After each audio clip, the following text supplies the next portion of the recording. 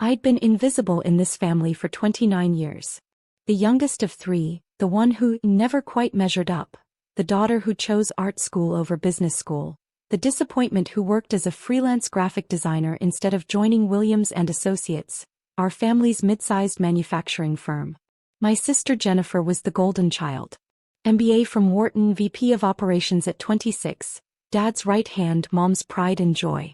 My brother Marcus ran the sales division, drove a Tesla, lived in a penthouse downtown. They wore designer suits to family dinners. I wore thrift store cardigans and had paint under my fingernails. Sarah's doing her little art projects again, Jennifer would say at Thanksgiving, her voice dripping with condescension. How charming. Mom would smile tightly. Well, not everyone is cut out for real business. Dad barely looked at me anymore. I'd stopped being relevant to him the day I turned down his offer to work in the mailroom. Start at the bottom, work your way up, he'd said. I'd chosen a scholarship to an art institute instead. He'd called it throwing away your future. What they didn't know, what none of them knew, was that I'd been working 3 jobs through art school. Freelance design by day, coding websites at night, learning investment strategies in every spare moment. While they were building their careers inside Dad's company, I was building something else entirely. By 23, I'd saved $50,000. I started investing. Small positions at first, learning the markets, making mistakes, recovering. I discovered I had a talent for reading financial statements, for seeing value where others saw risk. My portfolio grew. By 25, I had $200,000. By 27, $1.2 million. And then I'd done something they never suspected. I'd started buying shares of Williams and Associates. The company had gone partially public 5 years ago when Dad needed capital for expansion. He'd retained 40% ownership, Jennifer had 12%, Marcus had 8%. The remaining 40% was split among various investors and employees. Dad thought he maintained control. He was wrong. I'd spent 2 years quietly acquiring shares through shell corporations and investment vehicles. Different names, different entities, all leading back to me. I'd bought out retiring employees, purchased from frustrated investors, accumulated position after position. I'd spent nearly $80 million total leveraging my returns, taking calculated risks. Now I own 78% of Williams and Associates. My father owned 40%. I own nearly double his stake. I controlled the company completely. And they had absolutely no idea. The Christmas board meeting was Jennifer's idea. A family business update, she'd called it, scheduling it for December 23rd, right before the holiday break. Just the core family, she'd specified. Decision makers only. I'd arrived in my usual jeans and sweater, carrying my laptop bag. Jennifer had looked me up and down. Sarah, what are you doing here? You said family meeting, I'd replied calmly. Family business meeting, Marcus corrected, adjusting his Rolex. You're not part of the business. I'm part of the family. Dad had sighed from the head of the conference table. Let her stay. She can take notes or something. So I'd sat in the corner, opened my laptop, and started typing while they discussed Q4 projections, expansion plans, and a major acquisition they were considering. A $50 million purchase of a competing manufacturer that would position Williams and Associates as the regional market leader. This is the big one, Jennifer had said, her eyes bright with ambition. This puts us on the map. National recognition. Maybe even international opportunities. The financing is tricky, Dad admitted. We'll need to leverage our credit lines, bring in additional investors. Marcus, you'll need to court the venture capital firms. Already on it, Marcus said confidently. I've got meetings scheduled with 3 firms next week. Jennifer had pulled up a presentation on the main screen. Growth projections. Market share estimates. Revenue forecasts. It was impressive work. She was good at her job, I'd never denied that. But she was also cruel in ways that Dad never noticed. Of course, this is confidential, Jennifer had said, glancing at me. Family only. She'd emphasized the word family, in a way that clearly excluded me. I'd continued typing. Actually, Jennifer had said, her voice taking on that particular edge I knew so well. Sarah, maybe you should step out for this part. This is sensitive business information. I'd looked up. I'm family. You're not part of the business, she'd repeated. You've made that very clear over the years. You chose your little creative career over this company. You can't have it both ways. Marcus had nodded. She's right. This is for stakeholders only. Stakeholders, I'd repeated quietly. People with actual investment in the company's success, Jennifer had explained slowly as if I were a child. People who've dedicated their careers to building this business. Not people who paint. I do graphic design. Whatever. She'd waved her hand dismissively. The point is, you'll never be part of this company. You made your choice. This is for successful people. Dad had nodded his agreement. Jennifer's right, Sarah. This isn't personal. It's just business protocol. You understand. That's when my phone had buzzed. A message from Catherine Chin, my investment advisor at Hartwell Capital Management. The firm that managed my portfolio. The firm that held my controlling interest in Williams & Associates under various legal entities. The preview on my screen read, Ms. Williams, your $94 million controlling shares are ready for liquidation if you choose to proceed. Board documentation prepared. Awaiting your instruction. I'd stared at the message for a long moment. 29 years of dismissal. 29 years of being told I wasn't good enough, wasn't serious enough, wasn't part of the real family. 29 years of watching Jennifer receive praise for achievements I could have matched if anyone had believed in me. The acquisition they were planning would be transformative for the company. It was a smart move. Jennifer's analysis was solid. But they'd need every dollar of credit, every investor relationship, every bit of financial stability to pull it off. And I could end it with a single phone call. Sarah. Jennifer's voice cut through my thoughts. Did you hear me? We need the room. I'd looked up at her. Then at Marcus, smirking beside her. Then at Dad, who couldn't even meet my eyes. Actually, I'd said calmly, I think I'll stay. Jennifer's expression had hardened. This isn't optional. Get out. I'm a stakeholder, I'd said quietly. Marcus had laughed. What, you bought one share so you could attend meetings? That's pathetic even for you. Not one share, I'd replied. 78% of them. The room had gone silent. What? Jennifer's voice was sharp. I turned my laptop around, showing the screen. Catherine's message. Below it, the portfolio summary. Williams & Associates Holdings. 78.3% ownership across multiple acquisition vehicles. Total investment, $79.4 million. Current value, $94.2 million. Dad had stood up, grabbing the laptop, his face going pale as he scrolled through the documents. This can't be real. It's real, I'd said. I've been acquiring shares for 2 years. Shell Corporation's investment trusts, strategic purchases. All legal. All documented. I control this company, Dad. I have since October. You. Jennifer's voice had risen. You can't afford. This is impossible. Where would you even get this kind of money? I earned it, I'd said simply. While you were working your way up Dad's corporate ladder, I was building my own portfolio. Tech investments mostly. Some real estate. I did well. Marcus had been staring at his phone, his face growing red. The shareholder registry. There are listings here for HCM Holdings, Westridge Capital, Pinnacle Investments. All mine, I'd confirmed. Different entities, same owner. Me. This is fraud, Jennifer had snapped. You can't just secretly buy up a company. It's completely legal, I'd interrupted. I filed all the proper documentation.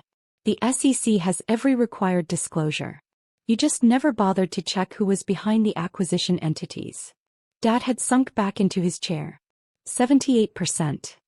Which means I control the board, I'd said. I control major decisions.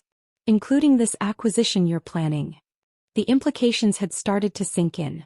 I watched it happen in real time, Jennifer's face going from red to white, Marcus's hand trembling as he set down his phone, Dad's eyes fixed on the table in front of him. The acquisition. Dad had started. Requires board approval, I'd finished. Which requires my approval. Since I hold the controlling interest. Jennifer had recovered first, her voice taking on a pleading tone I'd never heard from her before. Sarah, this acquisition is crucial. It's a game changer for the company. You saw the projections. This could transform everything. I did see them, I'd agreed. They're impressive. You've done good work. Then you'll approve it? Marcus had asked hopefully. I'd smiled slightly. You just told me I'll never be part of this company. That this is for successful people only. That I don't belong here. That was a misunderstanding, Jennifer had started. Was it? I'd asked. Because you've been saying versions of that for my entire life. At every family dinner, every holiday, every gathering. I'm the failure. The disappointment. The one who chose wrong. We didn't mean. You meant every word, I'd said calmly. And that's fine. You're entitled to your opinions. But you're not entitled to my money. Dad's phone had started ringing. He'd glanced at the screen, his face going even paler. It's Richard from First National. Our primary bank. You should probably answer that, I'd suggested. He'd stepped into the hallway. Through the glass conference room walls, I'd watched him talk, watched his expression shift from confusion to shock to something like panic. He'd come back in, his hand shaking slightly. They're calling our credit line, he'd said hoarsely.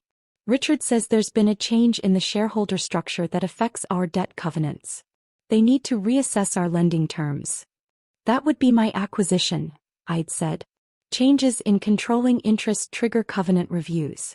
Standard banking practice. Jennifer's phone had buzzed. Then Marcus's. Both of them had looked at their screens, then at each other. The VC firms, Marcus had said. They're all backing out. They're saying there's uncertainty about company leadership. Word travels fast in investment circles, I'd observed. My own phone had rung. Catherine. I'd answered on speaker. Ms. Williams, I'm getting calls from several parties interested in your Williams and Associates holdings. There are 3 firms wanting to discuss acquisition of your position. Shall I tell them you're open to offers? Not yet, I'd said. I'm still evaluating my options. Understood. Also, I have the paperwork ready if you want to call an emergency board meeting. As controlling shareholder, you have the right to remove and appoint board members at will. Thank you, Catherine. I'll let you know. I'd ended the call. 3 sets of eyes had been staring at me. You're going to destroy the company, Jennifer had whispered. Everything Dad built. Everything we've worked for. I'm not going to destroy anything, I'd said. I'm going to make a business decision. The same way you've been making business decisions. The same way you decided I wasn't worth including. Sarah, please, Dad had started. Let me ask you something, I'd interrupted. If I had walked in here 2 years ago and said I wanted to invest in the company, wanted to be part of the business, what would you have said? Silence. Would you have taken me seriously? Would you have accepted my money? Or would you have laughed and told me to stick to my art projects? More silence. That's what I thought, I'd said quietly. So I didn't ask. I just did it. I built my own success, made my own money, and bought my way in. Because that's the only language you understand. Power. Money. Control. Marcus had tried a different approach. Look, we were wrong. We should have respected your choices. But this acquisition, it's not just about us. It's about the 200 employees counting on this company. It's about the community. The legacy. Don't, I'd said sharply. Don't try to guilt me with the employees. Where was your concern for people when you mocked my career? When you told everyone at Thanksgiving that I was wasting my life? His mouth had closed. My phone had buzzed again. Another message from Catherine. Reuters is reporting unusual trading activity in Williams and Associates shares. Expect media inquiries. Dad had seen it. Media. A $94 million position in a mid-sized manufacturing firm? I'd said. That's newsworthy. Especially when the controlling shareholder is the owner's daughter who was supposedly estranged from the business. Jennifer had stood up abruptly. What do you want? Money? Is this about money? We can arrange a buyout. We can find investors to purchase your position at a premium. With what capital? I'd asked. Your credit lines are being reviewed. Your VC partners are backing out. Your acquisition is stalled. Where exactly are you going to find $100 million to buy me out? We'll find it, she'd insisted desperately. Maybe you will, I'd agreed. But it'll take time. Months probably. Meanwhile, your acquisition target will move on to other buyers. Your market opportunity will close. Your expansion plans will collapse. Dad had finally spoken, his voice rough. What do you want, Sarah? I'd looked at him for a long moment. My father who'd barely spoken to me in 5 years. Who'd written me off as a failure, a disappointment, a waste of potential. I want respect, I'd said simply. I want to be treated like a member of this family, not an embarrassment you tolerate at holidays. I want acknowledgement that I'm successful too, just in a different way than you planned. Done, Jennifer had said immediately. Absolutely. We respect you. We always have. Don't lie, I'd cut her off. Not now. You didn't respect me. You don't respect me. You respect my money. There's a difference. My phone had rung again. This time it was a number I didn't recognize. I'd answered. Ms. Williams? This is David Stanton from the Wall Street Journal. I'm writing a piece about your acquisition of Williams & Associates. Can you comment on your plans for the company? I'd put the phone on speaker. I'm still evaluating my options, Mr. Stanton. There's speculation you might liquidate your position or force a sale of the company. Can you address those rumors? No comment at this time. What about the relationship with your family? Sources say there's been tension between you and the existing management team. I'd looked directly at Jennifer. I'd say that's an accurate characterization. Are you planning to replace the current leadership? As controlling shareholder, I have many options available. I'll be making decisions that serve the best interests of the company and its shareholders. Including yourself. Including myself, I'd agreed and ended the call. Jennifer had looked like she might be sick. The Wall Street Journal? This is going to be everywhere. Everyone will know. That you treated your sister like garbage and it backfired spectacularly? I'd finished. Yes. They probably will. Dad's phone had rung again. Then Jennifer's. Then Marcus's. All of them had stared at their screens but none had answered. That'll be the board members, I'd said. The ones who aren't family. They're probably wondering what's happening to their investments. You're really going to burn it all down, Marcus had said bitterly. Just to prove a point. I'm not burning anything down, I'd corrected. I'm making you understand something you should have learned years ago. I'm not less than you. I never was. I just chose a different path. And it turns out my path was more successful than yours. Catherine had called again. I'd answered. Ms. Williams, I have the CEO of Hartwell Capital on the other line. He'd like to speak with you about your holdings. Also, I'm receiving inquiries from 3 major investment banks about potential leveraged buyout scenarios. And, this is significant. I just got a call from Malcolm Chin at Sterling Ventures. He represents a consortium interested in acquiring Williams & Associates entirely. They're offering $180 million. The room had gone completely silent. That's above market value, I'd observed. Significantly. They see the acquisition opportunity you were discussing. They want to complete that deal themselves and consolidate the market position. With their capital, they could execute immediately. What would that mean for existing management? Typically, complete restructure. New leadership team. Current executives would likely be offered severance packages. I'd looked at my family. Dad's face was ashen. Jennifer looked like she was going to cry. Marcus was staring at nothing, his jaw clenched. Thank you, Catherine. I'll consider it. They need an answer by end of day tomorrow. This is a time-sensitive opportunity. Understood. I'd ended the call and stood up. I'm going to go now. You all have a lot to think about. So do I. Sarah, wait, Dad had started. I'll let you know my decision, I'd said. About the acquisition. About the company. About everything. But I'm going to think about it on my own terms, not yours. This is our lives, Jennifer had said, her voice breaking. Our careers. Everything we've built. Yes, I'd agreed. It is. Just like my career was my life and you spent years telling me it didn't matter. That I didn't matter. That I'd never be successful, never be part of this family's real legacy. We were wrong, Dad had said quietly. Sarah, we were wrong. I'd paused at the door. Yes. You were.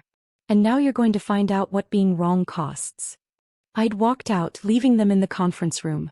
By the time I'd reached my car, my phone was exploding with calls. Investment firms. Media outlets. Business reporters. The board members. Family friends.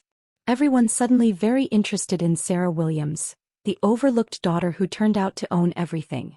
I'd driven to my small apartment, Not penthouse, not mansion, just a modest one-bedroom in a decent neighborhood, and sat on my couch. My laptop was open, showing real-time updates. Williams and Associates stock price was fluctuating wildly on the private markets. News articles were already being published.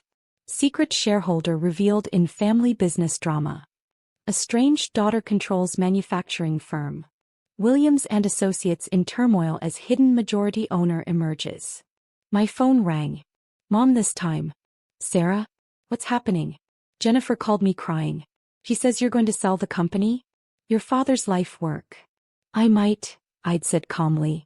How could you? How could you do this to your family? How could I? I'd repeated. Mom, do you remember my art school graduation? You didn't come. You said it wasn't worth taking time off work. But you took a week off for Jennifer's MBA graduation. Do you remember my 30th birthday?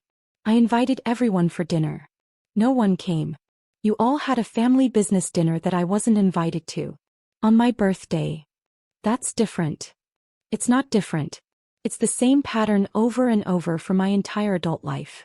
I wasn't worth your time unless I was doing what you wanted me to do. So I stopped asking for your time. I built my own life.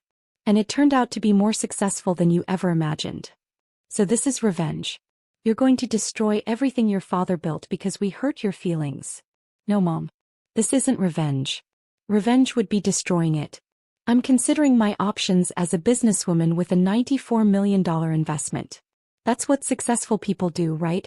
Make hard business decisions. She'd been silent. I'll let you know what I decide, I'd said and ended the call. The next 24 hours were chaos. The story had gone national. Forbes picked it up. Bloomberg covered it. My inbox was flooded with interview requests, investment proposals, and messages from people I hadn't heard from in years. The Sterling Ventures offer was real. $180 million for the entire company. They'd restructure, complete the acquisition that Jennifer had planned, and build the empire my family had dreamed of. Just without my family running it. I'd sat in my apartment looking at the offer, thinking about everything. 29 years of being dismissed. Years of watching my siblings receive praise I never got.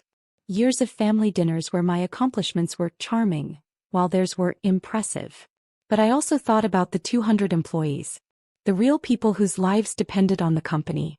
The legacy that, despite everything my father had built from nothing. The fact that Jennifer's acquisition plan really was smart and Marcus's sales strategy really was working, and the company really did have potential. And I thought about who I wanted to be. Did I want to be the person who burned it all down? Or did I want to be better than they'd been to me? On December 24th at 4:47 p.m., I'd called Catherine Chin. I'm not selling, I'd said. You're keeping your position? I'm keeping my position. And I'm approving Jennifer's acquisition. But I'm restructuring the board. I want a seat. Not as silent investor but as active board member.